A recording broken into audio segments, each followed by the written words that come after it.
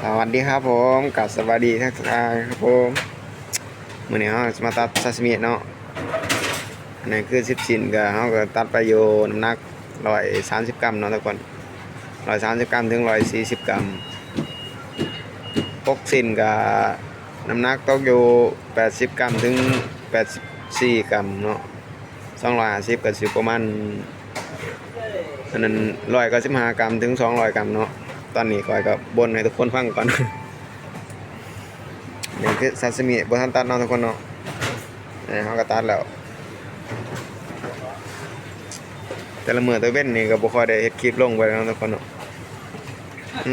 บ่มีเวลาสิเฮ็ดนะทุกคนเฮ็ดหลายบ่ได้เลยเดี๋ยวโดนไล่ออกเลยทุกคนตอนนี้เฮาก็เอามือกเอาพวกอันนั้นละมันออกเนาะ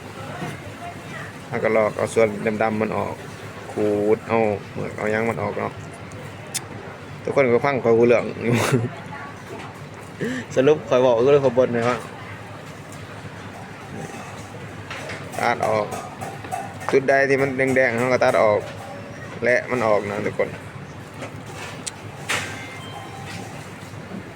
อันนี้ก็สำแล้วมันออกอีก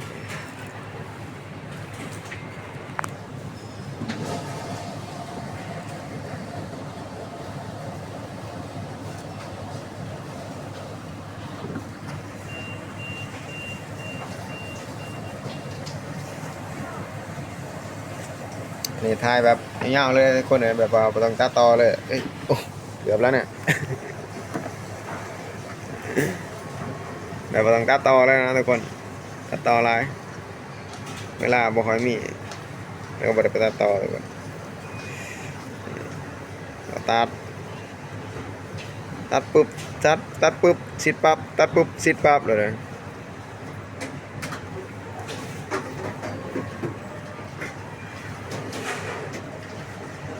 เนี่ยเบิ่งก็คือจะง่ายเลยทุกคนเลยตอนบ่ทนตัดครั้งแรกตอนบ่ทนเรียนตัดโอ้ก็ยากเกินเด้อโสง่ายเด้อมันบ่ได้ดังใจเราต้องการเนาะเวลาเราตัดอันนี้อันนี้15ชิ้นเนาะ200กรัมทุกคนพอเราตัดยางน้ำร้อยเราก็สิไปใส่กล่องใส่ยางเนาะแพ็คไปที่เรียบร้อยนะ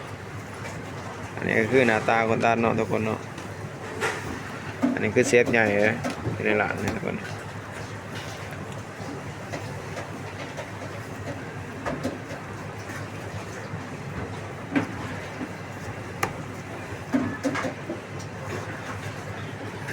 เบิ่งแบบนิดๆเลยทุกคนสู้เลย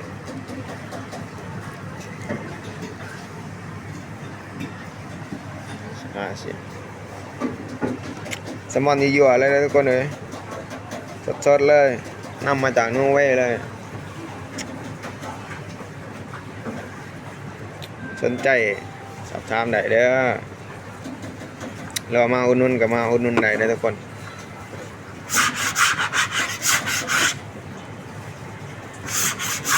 เฮ็ดไปน้ำมันก็ทำความสะอาดไปน้ำเนาะเพื่อความสะอาดเพื่อความอันนี้